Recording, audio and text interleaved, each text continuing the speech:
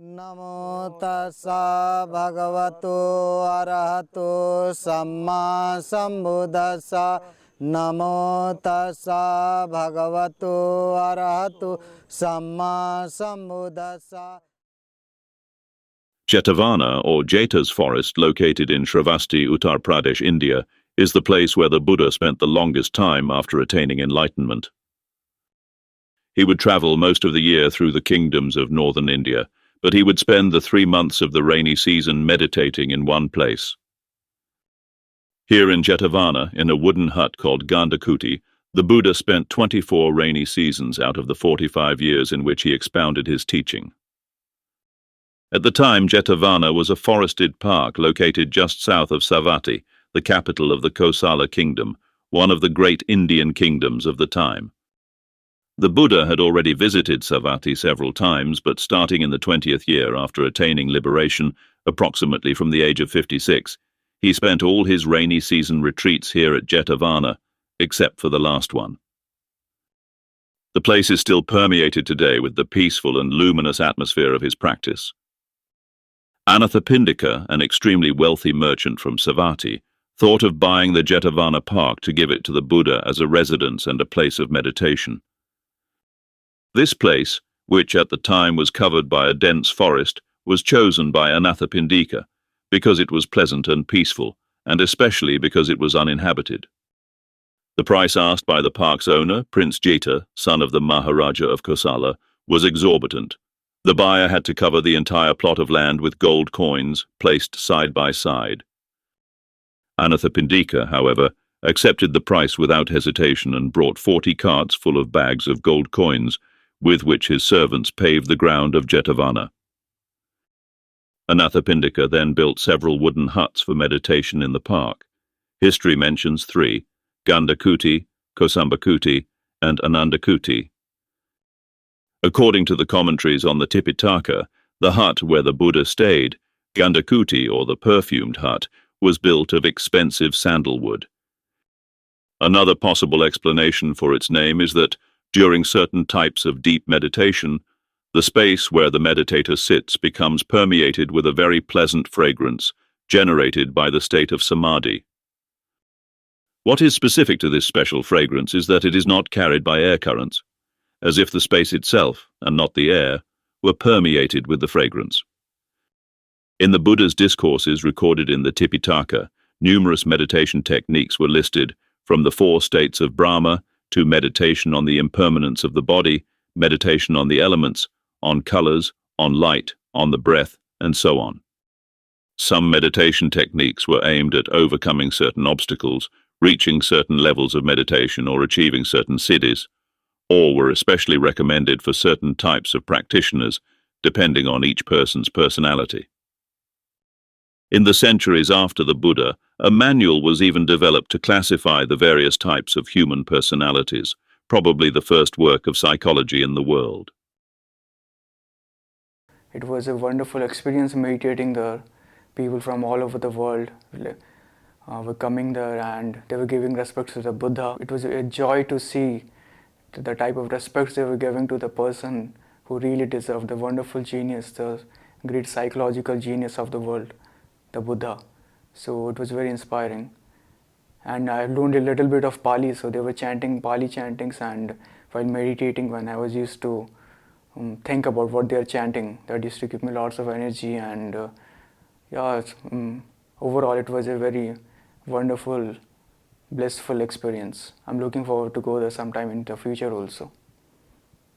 The Pali Sutras of the Tipitaka canon contain invaluable information for meditation, from the mental attitude that a practitioner must cultivate to the detailed description of a succession of powers of the heart and mind, known as the Satta Bojjhanga, or Sapta Bodhyanga, the 7 factors of enlightenment, which ensure the achievement of the final goal. The Buddha gave many of his discourses on meditation practice here in Jetavana. More than half of his discourses recorded in the Majjhima Nikaya took place here. In the discourse recorded in the Kayagata Sati Sutta, the Buddha described several ways to practice continuous mindfulness of the body. The increasingly deeper stages of meditation achieved through these practices and what the meditator actually feels when he attains them. By analogy with a man who, walking through the forest, sees the footprints of a giant elephant, which he follows, in the Kulahatipadapama Sutta, he called these stages of meditation the footprints of the one who has reached the end of the path. In India and the Buddhist countries of Southeast Asia, the footprints of the Buddha, or the feet of one's own teacher, are viewed with reverence, and they are considered the sources of knowledge and liberation. The Buddha also had another meditation residence near Savatthi, at Pubarama, located east of Jetavana. Pubarama Vihara was a gift to the Buddha from Visakha, a devout lay follower, and a few important meditation discourses were held here as well. During the rainy season, through intense practice, many young monks made notable progress in meditation under the guidance of more experienced monks. The Buddha did not want to interrupt this period of fruitful practice and announced that he would remain in Savatthi for 1 month longer than usual, until Kamudi, the full moon night in October, when the blooming of the white water lilies was celebrated. The news spread and many bhikkhus gathered at Savatthi on the evening of Kamudi. Before this assembly of monks, in which his most advanced disciples were present, the Buddha explained a complete system of meditation practice, composed of 16 steps, through which the practitioner, going through the 4 jhanas, gradually moves from continuous attention to each in-breath and out-breath, through the 4 phases of attention to the body, sensations, states of mind, and the fundamental mechanisms of being, until the realization of the ultimate truth. This system of practice, recorded in the Anapanasati Sutta, is unique in its power to lead the practitioner all the way, from the initial stage of calming the mind to achieving the final goal, the attainment of liberation. It remains the central point of all meditative practices from the time of the Buddha that have been preserved to this day in the Tipitaka canon.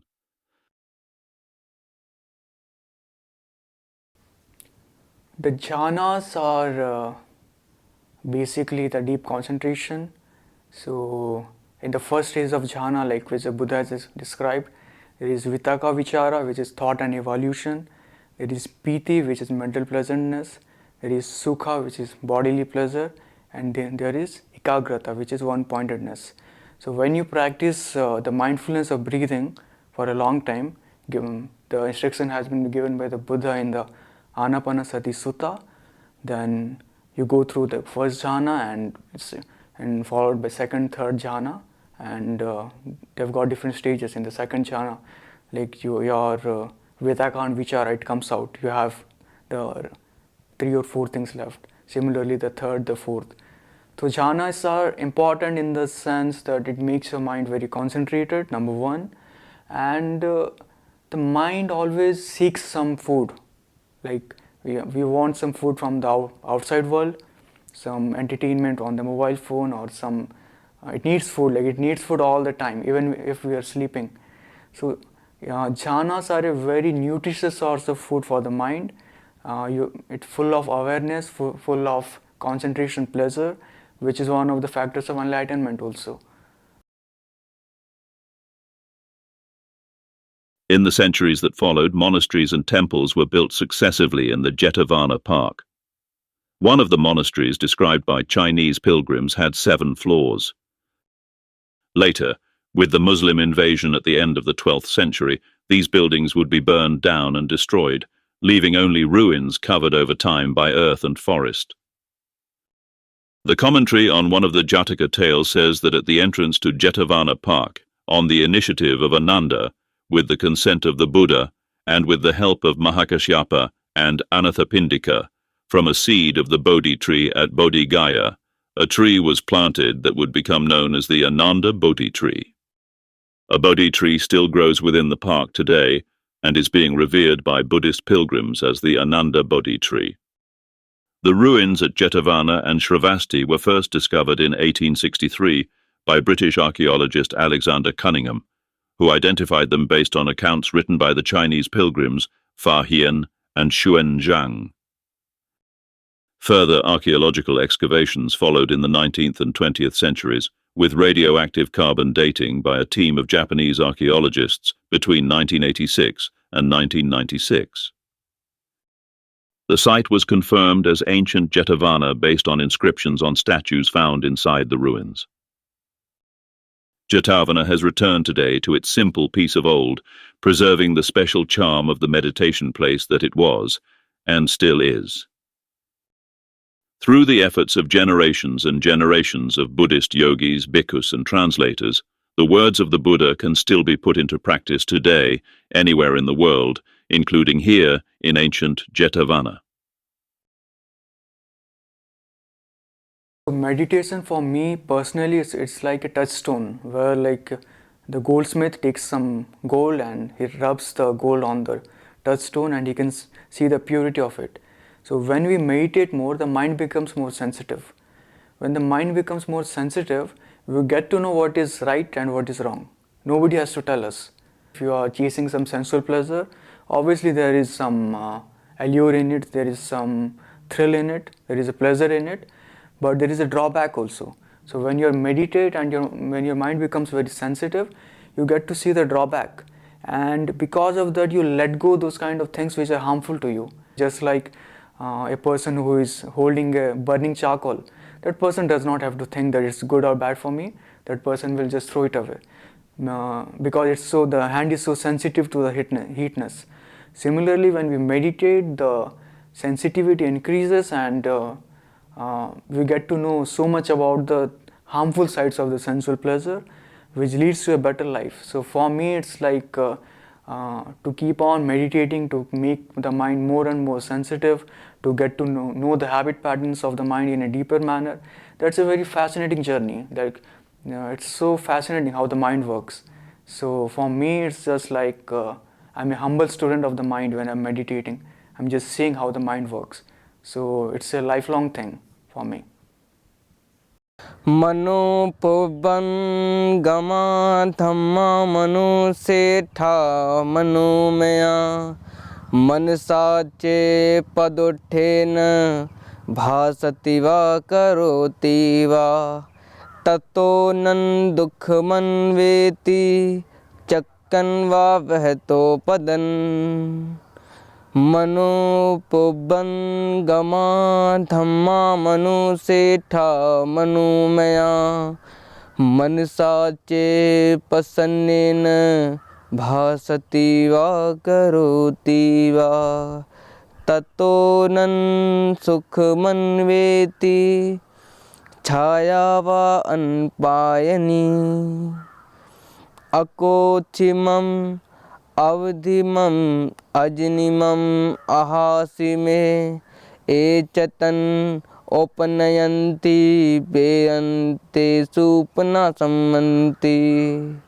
Akochimam Avdhimam Ajnimam Ahasime Echatan Opanayanti Beyante Supana Samanti Nahi vere na verani samanti dakudachanan avere ne cha samanti esa dhammo sanantano subhanu passihan viharantan indriyesu asangvatan bhojanamha chamyatayu Kusitan hina dvabiriyan tanbe pasahati maro vato rukhang vadubbalan anikasavo kasavahan yo vathang paridahisati apeto dam saccena so kasavamarhati Na jata hi na gote hi na jacha hoti brahmano yamha satyayancha dhammo so suchi socha brahmano Kaena vacha chittena pamadena maya katang Achayam khamme bhante bhuri panya tathagata Kaena vacha chittena pamadena maya katang अचयं खम्य धम्मा सुपटिपन्ना अनुतरा कायेन वाचा चित्तेन पमादेन मया गतं अचयं खम्य संगा सुपटिपन्ना अनुतरा सव्यपापस्य अकर्णं कुशलस्य उपसम्पदा सच्चित्तपर्योदपनन् एतं बुद्धानुशासनम्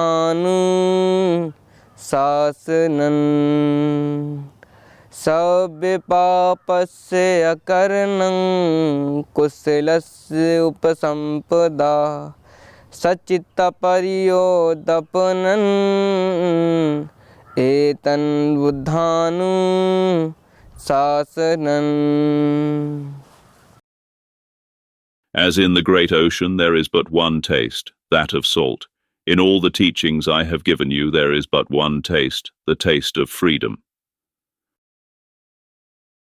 मनोपुब्बं गमा धम्मा मनुसेठा मनोमया मनसा चे पदुत्थेन भासति वा करोति वा ततो नन् दुःखमन्वेति चक्कन् वा वहतो पदन् मनोपुब्बं गमा धम्मा मनुसेठा मनोमया मनसा चे प्रसन्नेन भासति वा करोति वा.